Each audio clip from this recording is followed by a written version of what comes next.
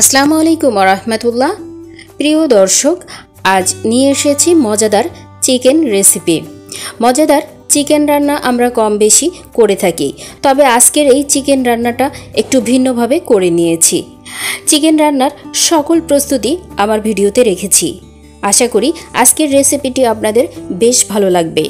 চলুন তবে চিকেন রান্নার পুরো প্রস্তুত প্রণালীতে।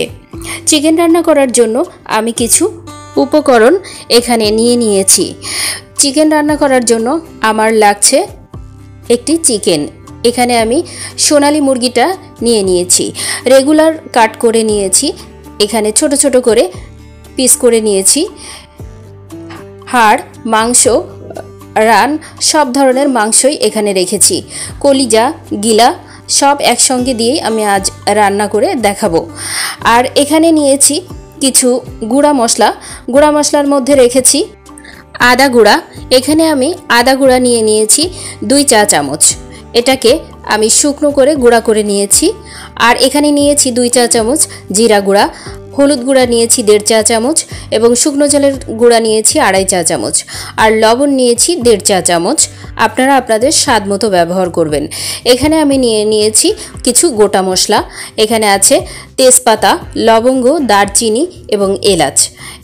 এই মশলাগুলো দিয়ে আমি গোটা মশলা হিসাবেই রেখেছি রসুন বাটা, পেঁয়াজ বাটা, পেঁয়াজ কুচি, আর এখানে আলু ছোট করে টুকরো করে নিয়েছি। আর পেঁয়াজের ক্ষেত্রে 2 রকম পেঁয়াজ এখানে আমি ব্যবহার করব। চুলায় একটি কড়াই বসিয়ে দিয়েছি এবং তাতে পর্যাপ্ত পরিমাণে সরিষার তেল দিয়ে নিচ্ছি। আজকের এই রান্নাটা আমি সরিষার তেলেই করে নিব। তেলটা যখন বেশ একটু গরম হয়ে আসবে তখন আমি গোটা মশলাগুলো দিয়ে নিব। এই পর্যায়ে তেলটা বেশ গরম হতে শুরু করেছে। আমি এখানে গোটা মশলাগুলো দিয়ে নিচ্ছি। গোটা মশলা দেওয়ার পর এটাতে চমৎকার একটা অ্যারোমা বের হবে, সেই পর্যন্ত অপেক্ষা করব। এখন আমি দিয়ে দিচ্ছি 1 কাপ পেঁয়াজ কুচি। পেঁয়াজ কুচিটা একটু সময় নেড়ে চেড়ে নিব। বেশ একটু নরম হয়ে আসবে তখন আমি বাটা মশলাগুলো দিয়ে নিব। এ পর্যায়ে বেশ নরম হয়ে গেছে, দিয়ে দিচ্ছি 1/2 কাপ পেঁয়াজ বাটা এবং পেঁয়াজ কুচি। 2 ধরনের পেঁয়াজ এখানে ব্যবহার করেছি। আপনারা আপনাদের পছন্দ মতো যে কোনো একটাও ব্যবহার করতে পারেন। আমি এখানে দিয়ে দিচ্ছি 2 চা চামচ রসুন বাটাটা মাংসের ক্ষেত্রে বেশ একটা সুগন্ধ বের হয়। বেশ একটু রসুনের গন্ধটা বেশ ভালো লাগে।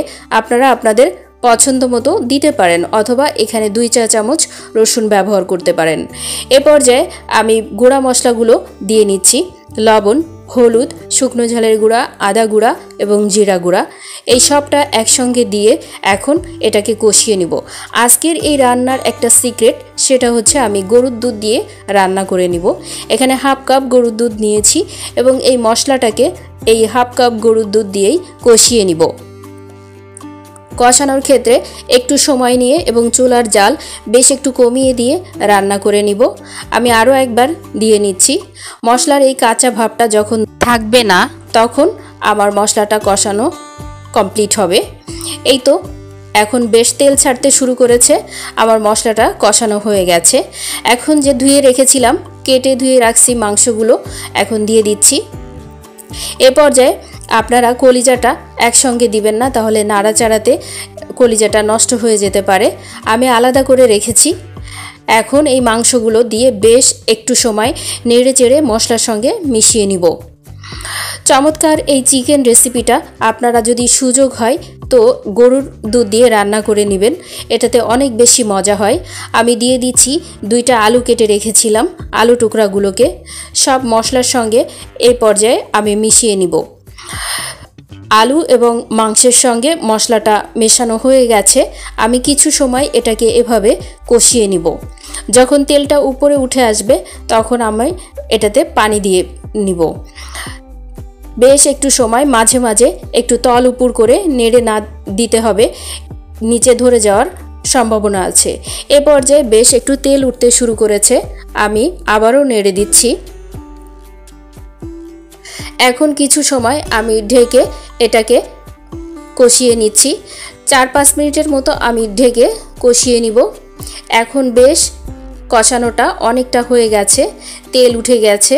প্রিয় দর্শক, মনে রাখবেন কষানোটা, বিশেষ করে মাংস কষানোটা যত ভালো হয় মাংসের টেস্ট তত বেড়ে যায়। আজকের এই রান্নাটাতে আমি কষানোটা খুব ভালোভাবে কষিয়ে নিচ্ছি। কষানো হয়ে যাওয়ার পর আমি এখানে ব্যবহার করব পানি, কুসুম গরম পানি। আমি এখানে 2 কাপ কুসুম গরম পানি নিয়ে নিয়েছি। 2 কাপ আপনারা এই রান্নার ক্ষেত্রে কুসুম গরম পানিটা ব্যবহার করবেন, তাহলে টেস্টটা অনেক বেশি ভালো হয়। আর সঙ্গে গরুর দুধটা ব্যবহারে কালারটা অনেক বেশি সুন্দর হয়। আমি দিয়ে দিচ্ছি এখানে কুসুম গরম পানি 2 কাপ অর্থাৎ 250 ml কাপের 2 কাপ দিয়ে নিয়েছি। এখন নেড়ে চেড়ে আমি এটাকে কিছু সময় ঢেকে রান্না করব। মাংসটা এ পর্যায়ে ফুটতে শুরু করেছে। আমি এখন এটাকে ঢেকে নিচ্ছি। 15 থেকে 20 মিনিট আমি এই রান্নাটা করে নিব। চুলার জাল মিডিয়াম আঁচেই রাখবো। 15-20 মিনিট পর আমি ফিরে আসছি। রান্নাটা অনেকটা হয়ে গেছে। আমি কিছুটা ঝোল রেখেই আমি নামিয়ে নিব। এখানে আমার রান্নাটা এ পর্যায়ে পুরোপুরি হয়ে গেছে। এখন একটি বোল নিয়ে নিয়েছি এবং আমি সার্ভ করে দেখাচ্ছি কত চমৎকার হয়েছে আজকের এই চিকেন রেসিপিটা। দেখতে মাশাআল্লাহ অনেক বেশি সুন্দর হয়েছে আর টেস্ট অনেক মজা হয়েছে। এমনভাবে যদি একবার বাসায় তৈরি করে নিতে পারেন, আশা করি পরিবারের সবাই অনেক বেশি পছন্দ করবে। এই চিকেন রান্নাটা খুব সহজভাবে আমি করে দেখিয়েছি, আশা করি আপনাদের অনেক বেশি ভালো লাগবে। আমি এখানে একটি প্লেটে কিছুটা রাইস নিয়ে নিয়েছি এবং এখানে তুলে দেখাচ্ছি। আপনারা এভাবেও সার্ভ করতে পারেন, অনেক বেশি ভালো লাগবে। দুপাশে আমি এখানে খিরাই স্লাইস করে দিয়েছি। দেখতেও বেশ ভালো লেগেছে আর খেতে অনেক বেশি ভালো লেগেছে। পুরো রেসিপি জুড়ে আপনারা যারা আমার সঙ্গে ছিলেন তাদের জানাই অসংখ্য ধন্যবাদ।